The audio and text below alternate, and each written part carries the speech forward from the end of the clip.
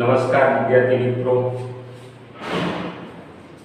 જોતામાં આપણે બીજા ચેપ્ટરની શરૂઆત કરવા તરફ જઈ રહ્યા છીએ. કારણ કે સમય એક એવું તત્વ છે કે જેને માણસ ઓળખી શકે, સમયનું મૂલ્ય જાણી શકે, સમયનો સદુપયોગ કરી શકે.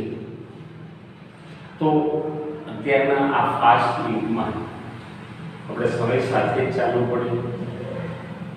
આજની આ વિકટ પરિસ્થિતિમાં ખાસ COVID-19 ને લીધે જે ઓનલાઈન એજ્યુકેશનની આપણી સ્કૂલ તરફથી જે શરૂઆત કરવામાં આવી છે, જેનું આપણે બધાએ સહજ રીતે સ્વીકાર કરી તેની સાથે જ ચાલવું પડશે, એમાં કોઈ શંકાને સ્થાન નથી.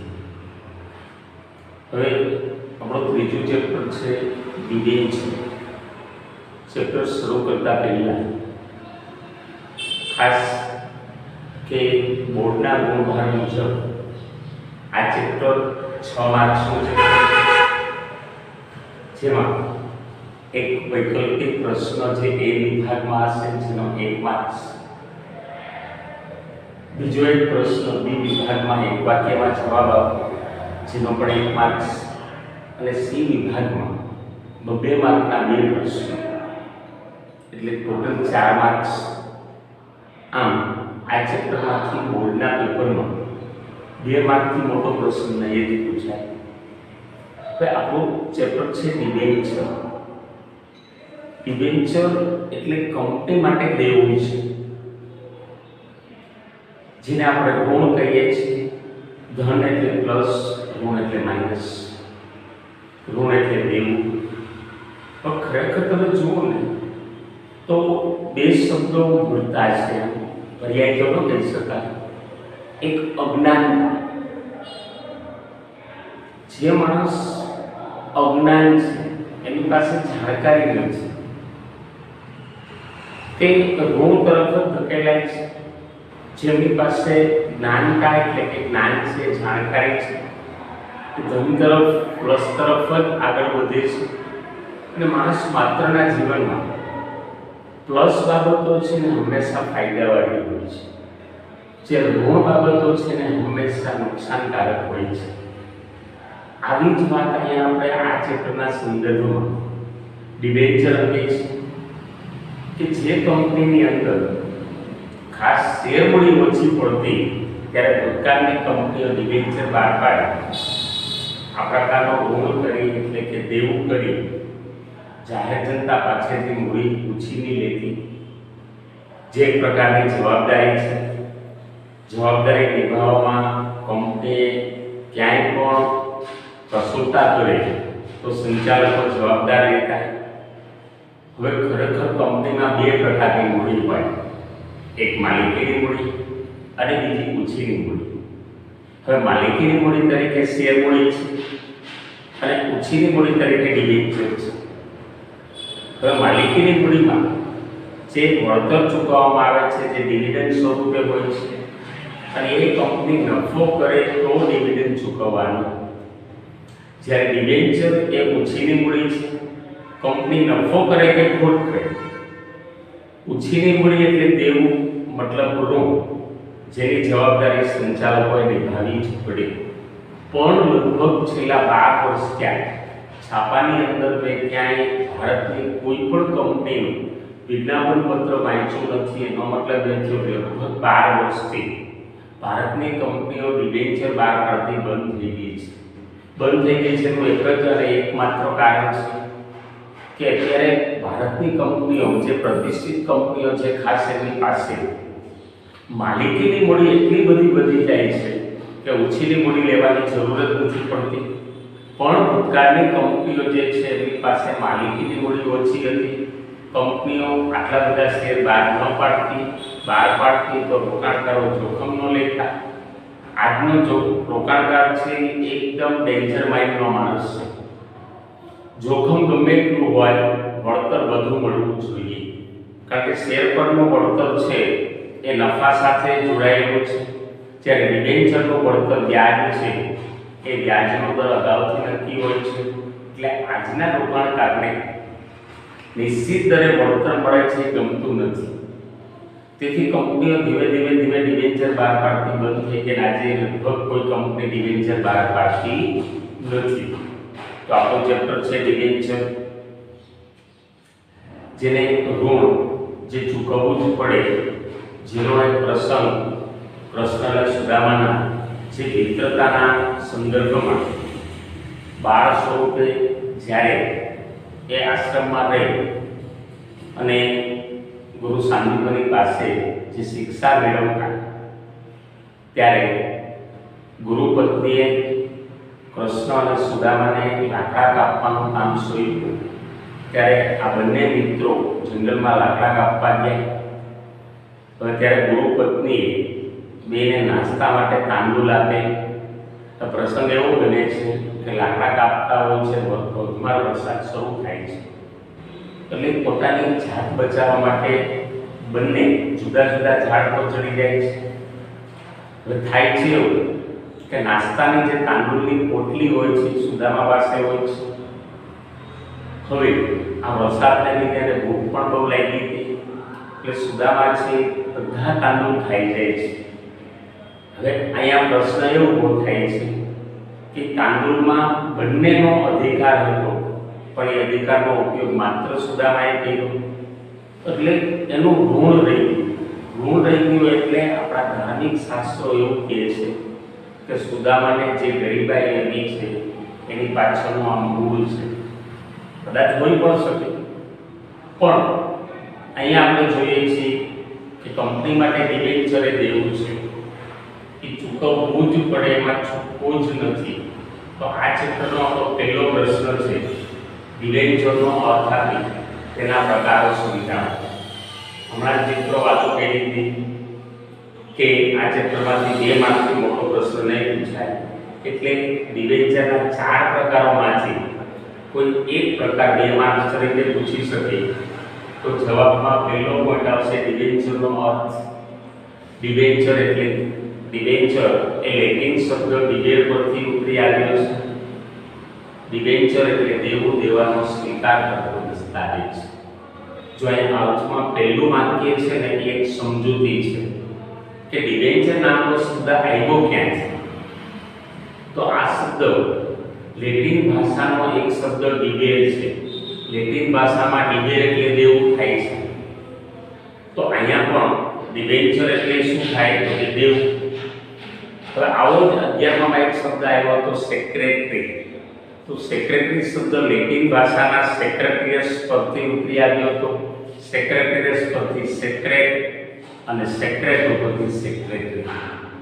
આપણે ભારતીયોએ સેક્રેટનું સિક્રેટ કહ્યું, જેને આપણે કહીએ છીએ ટોપ સિક્રેટ.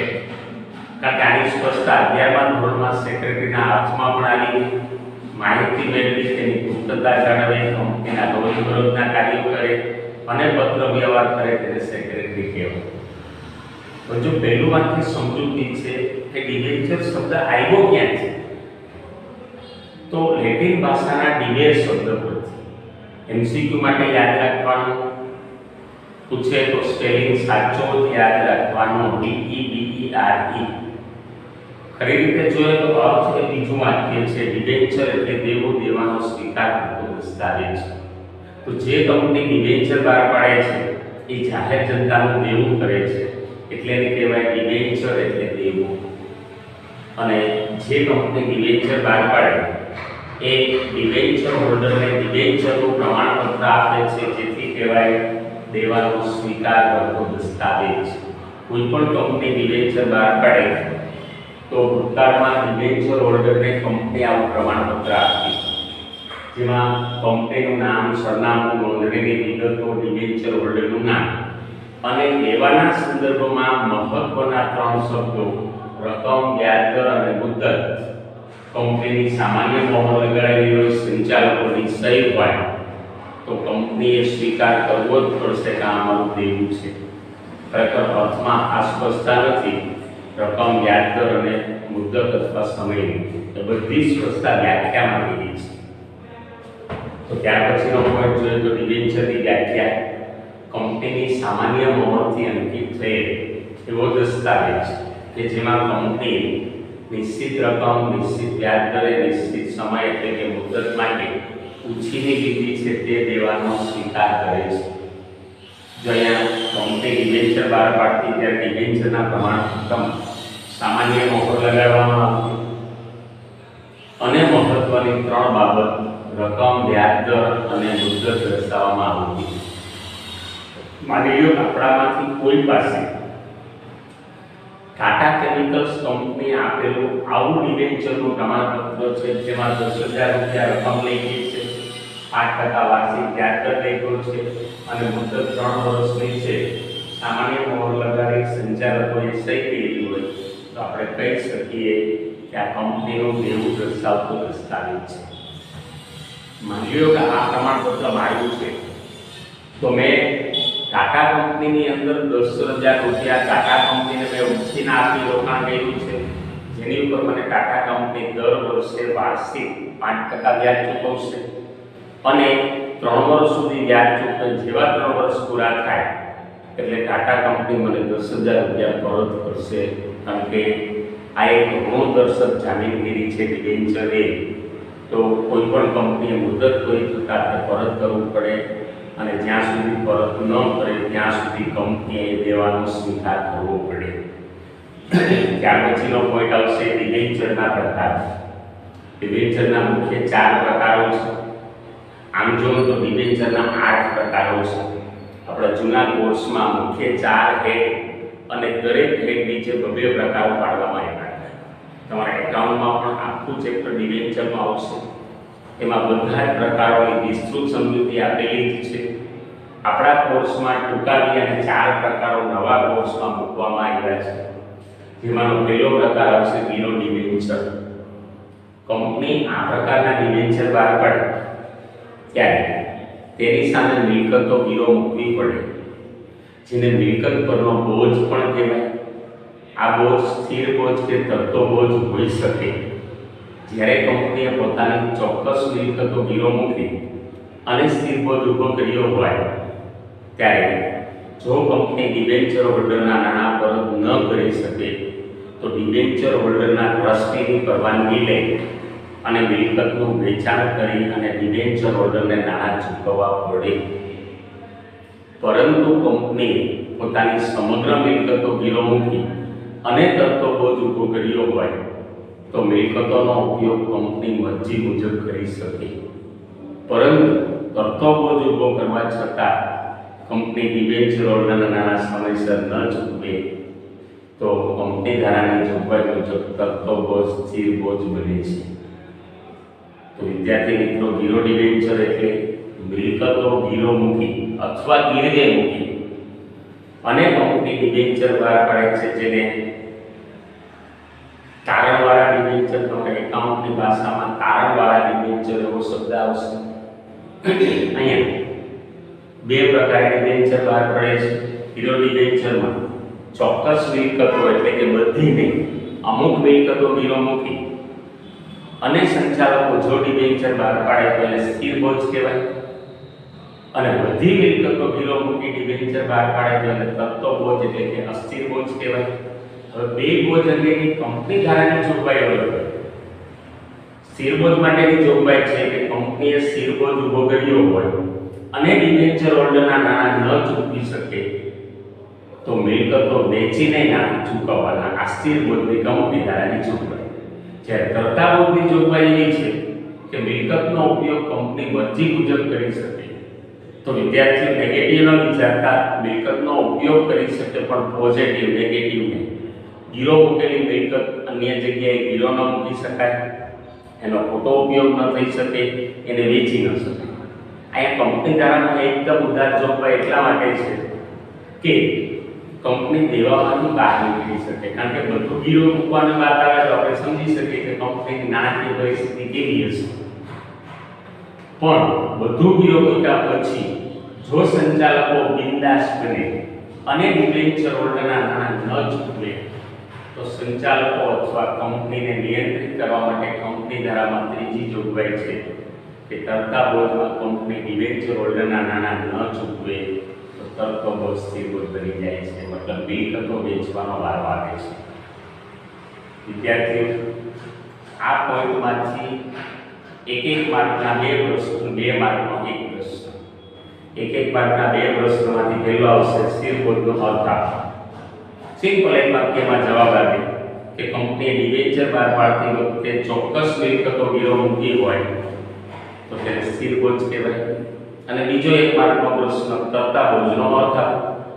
તો એનો સિમ્પલ એક વાક્યમાં અર્થ આવશે કે ડિબેન્ચર બહાર પાડતી વખતે સમગ્ર મિલકતો ગીરો મૂકી હોય તો તેને તરતો બોજ કહેવાય. અને આમાંથી 2 માર્કનો પ્રશ્ન આવશે કે તરતા બોજનો અર્થ આપો અને તરતો બોજ સ્થિર બોજ ક્યારે. અહીંયા 2 જવાબ લખવાના. પહેલા તરતા બોજનો અર્થ સમગ્ર મિલકતો ગીરો મૂકી હોય તો એને તરતો બોજ કહેવાય. અને તરતો બોજ સ્થિર બોજ ક્યારે બને કે કંપનીએ ડિબેન્ચર હોલ્ડરના નાણાં ન ચૂકવે ત્યારે તરતો બોજ સ્થિર બોજ બને છે. ત્યાર પછીનો બીજો પ્રકાર આવશે સંપૂર્ણપણે રૂપાંતર પાત્ર ડિબેન્ચર, જેને એફસીડી કહેવાય. શોર્ટમાં એફસીડી છે, ફૂલ ફોર્મ આવશે ફુલ્લી કન્વર્ટેબલ ડિબેન્ચર, જેનું ગુજરાતી થશે સંપૂર્ણપણે રૂપાંતર પાત્ર ડિબેન્ચર. અહીંયા આ પ્રકારના ડિબેન્ચરમાં કંપની અને ડિબેન્ચર હોલ્ડર વચ્ચે જે ડિબેન્ચરના સંદર્ભમાં કરાર થયો હોય એ કરારની મુદત પૂરી થતાં કંપની ડિબેન્ચર હોલ્ડરને 2 વિકલ્પ આપે છે. પહેલો વિકલ્પ નાણાં પરત જોઈ છે અને બીજો વિકલ્પ આપે છે રૂપાંતરનો. જો અહીંયા ડિબેન્ચર હોલ્ડર બીજો વિકલ્પ સ્વીકારે, મતલબ રૂપાંતરનો વિકલ્પ સ્વીકારે, તો તેના ડિબેન્ચર હોલ્ડરના બધા જ અધિકારો પૂરા થાય અને તેને ઇક્વિટી શેરહોલ્ડર તરીકેના બધા જ અધિકારો મળે છે. કારણ કે આ ડિબેન્ચરની ખાસિયત છે કે ડિબેન્ચરની જેટલી રકમ છે એ બધી જ રકમનું ઇક્વિટી શેરમાં રૂપાંતર થાય છે. અહીંયા ડિબેન્ચર હોલ્ડરો પર આધારિત છે. જો એ પહેલો વિકલ્પ સ્વીકારે નાણાં પરત જોઈ છે તો કંપની ડિબેન્ચરના નાણાં પરત કરે છે. પણ રૂપાંતરનો વિકલ્પ સ્વીકારે તો જેટલી રકમના ડિબેન્ચર છે એટલી રકમના કંપની ઇક્વિટી શેર આપે છે. એક્ઝામ્પલ તરીકે એ અને બી નામનો ડિબેન્ચર હોલ્ડર છે કે જેમની પાસે સંપૂર્ણપણે રૂપાંતર પાત્ર ડિબેન્ચર છે. હવે જેવી મુદત પૂરી થઈ એટલે કંપનીએ 2 ડિબેન્ચર હોલ્ડરને 2 વિકલ્પ આપ્યા, 2 સરખા કે નાણાં પરત જોઈ છે કે ઇક્વિટી શેરમાં રૂપાંતર કરવું છે. માની લો એ એમ કીધું નાણાં પરત જોઈ છે તો એને 20,000 રોકાણ કર્યું છે કંપની અને 20,000 પરત કરી દેશે જેથી એના ડિબેન્ચર હોલ્ડર તરીકેના બધા જ અધિકારો પૂરા થાય. બીને 2 વિકલ્પ આપ્યા, નાણાં પરત જોઈ છે કે ઇક્વિટી શેરમાં રૂપાંતર. માની લો બી નામના રોકાણકારે રૂપાંતરનો વિકલ્પ સ્વીકાર્યો તો કંપની એને 20,000ની જે ડિબેન્ચરની રકમ છે એના ઇક્વિટી શેર આપી દેશે. જેથી અત્યાર સુધી બી નામનો રોકાણકાર ડિબેન્ચર હોલ્ડર હતો જે કંપનીનો લેણદાર હતો. હવે એનું ડિબેન્ચરની રકમનું રૂપાંતર ઇક્વિટી શેરમાં થયું એટલે એ કંપનીનો માલિક બનશે, મતલબ ઇક્વિટી શેરહોલ્ડર તરીકેના બધા અધિકારો મળશે. ત્યાર પછીનો ત્રીજો પોઈન્ટ આવશે અંશતઃ રૂપાંતર પાત્ર ડિબેન્ચર, જેને પીસીડી કહેવાય. પીસીડી એ શોર્ટ ફોર્મ છે જેનું ફૂલ ફોર્મ થશે પાર્ટલી કન્વર્ટેબલ ડિબેન્ચર, જેનું ગુજરાતી થશે સંપૂર્ણપણે રૂપાંતર પાત્ર ડિબેન્ચર. આ પ્રકારના ડિબેન્ચરની ખાસિયત છે કે અહીંયા કંપની ડિબેન્ચરની જે રકમ છે એને 2 ભાગમાં વહેંચે છે. એક રૂપાંતરિત ભાગ છે અને બીજો બિન રૂપાંતરિત ભાગ છે. રૂપાંતરિત ભાગના કંપની ઇક્વિટી શેર આપે છે અને બિન રૂપાંતરિત ભાગના નાણાં પરત કરે છે. વિદ્યાર્થી મિત્રો, મિક્સ નો થઈ જાય. બીજો પોઈન્ટ ધ્યાન રાખજો. બીજામાં 2 ઓપ્શન હતા, નાણાં પરત જોઈ છે કે ઇક્વિટી શેરમાં રૂપાંતર. મતલબ ડિબેન્ચરની પૂરેપૂરી રકમ કા પરત લઈ લેવાની અને કા પૂરેપૂરી રકમના ઇક્વિટી શેર. જ્યારે અંશતઃ રૂપાંતર પાત્ર જો અંશતઃ શબ્દ છે એટલે કે અમુક, અહીંયા 20,000ના ડિબેન્ચર હોય તો 20,000ની રકમના 2 ભાગ પાડવામાં આવે. એક ભાગ રૂપાંતરિત પાત્ર અને બીજો ભાગ બિન રૂપાંતરિત પાત્ર. તો રૂપાંતરિત પાત્ર ભાગ છે એના કંપની ઇક્વિટી શેર આપે અને બિન રૂપાંતરિત ભાગ છે જેના નાણાં પરત કરે છે. અને ચોથો પ્રકાર આવશે બિન રૂપાંતર પાત્ર ડિબેન્ચર, જેને NCD જે શોર્ટ ફોર્મ છે એને કહેવાય નોન કન્વર્ટિબલ ડિબેન્ચર. એનું ગુજરાતી થશે બિન રૂપાંતર પાત્ર ડિબેન્ચર. હવે આ પ્રકારના ડિબેન્ચરનું ઇક્વિટી શેરમાં રૂપાંતર થઈ શકતું નથી. તેથી તેની મુદત પૂરી થતાં કંપની તેના નાણાં પરત કરે છે. હવે આ ડિબેન્ચર એવા છે કે જેનું ઇક્વિટી શેરમાં રૂપાંતર થઈ શકતું નથી. મુદત પૂરી થાય એટલે કંપની ડિબેન્ચર હોલ્ડરને નાણાં પરત કરે એટલે ડિબેન્ચર હોલ્ડરના જે અધિકારો છે એ પૂરા થાય છે.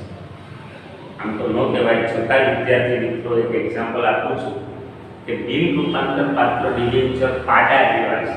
કેવા છે? પાડા જેવા. પાડો એક જ પ્રાણી એવું છે કે જન્મે ત્યારે પાડો, જીવે પાડા તરીકે, મરે ત્યારે તે પાડો મળી. એની બહેનનો દાખલો લ્યો, જન્મે ત્યારે પાડી, એ પાડી મોટી થાય એટલે નામ બદલાશે ભેંસ. બધા પ્રાણીના બચ્ચાના નામ અમને તો બધા પ્રાઇમરીમાં પડી ગયા છે. ગધેડાનું કોળકું, હાથીનું મદનિયું, ત્યાર પછી ગાજરનું લવારું, ઊંટનું બોતરું, ગાયનું વાછરું. આ રીતે આ એક જ પ્રાણી એવું છે કે જેનું નામ બદલાતું નથી. જો અહીંયા આ એક્ઝામ્પલ એટલે આપ્યો છે, જન્મથી પાડો, જીવે પાડા તરીકે, મરે ત્યારે પાડો મળી જાય. એમ બિન રૂપાંતર પાત્ર ડિબેન્ચર કંપની આપ્યા હોય ત્યારે ડિબેન્ચર હોલ્ડરે રાખવાના ડિબેન્ચર તરીકે, અને કંપની નાણાં પરત કરે ત્યારે ડિબેન્ચર ના જ નાણાં પરત કરે છે. તો વિદ્યાર્થી મિત્રો, આપણો પહેલો પ્રશ્ન ડિબેન્ચરના પ્રકાર. ફરીથી સ્પષ્ટતા કરી દઉં કે આ ચેપ્ટરમાંથી 2 માર્ક્સનો મોટો પ્રશ્ન બોર્ડના પેપરમાં નહીં જ પૂછાય. 4 માંથી કોઈ પણ એક પ્રકાર 2 માર્ક્સમાં પૂછે. દાખલા તરીકે સીધો 2 માર્કનો પ્રશ્ન ગીરો ડિબેન્ચર સમજાવવાનો, આપણે ગીરો જ સમજાવવાનો, અથવા 2 માર્કનો પ્રશ્ન સંપૂર્ણપણે રૂપાંતર પાત્ર ડિબેન્ચર સમજાવો તો માત્ર 1 સમજાવવાનો, અથવા 2 માર્કનો પ્રશ્ન અંશતઃ રૂપાંતર પાત્ર ડિબેન્ચર સમજાવો તો માત્ર 1 સમજાવવાનો, અથવા સીધું પૂછે FCD PCD નું પૂર્ણ રૂપ આપો, તેનું પૂર્ણ રૂપ જ લખવાનું, બીજું કાંઈ નહીં. તો વિદ્યાર્થી મિત્રો, આજના લેક્ચરમાં આટલું જ. જય હિન્દ, જય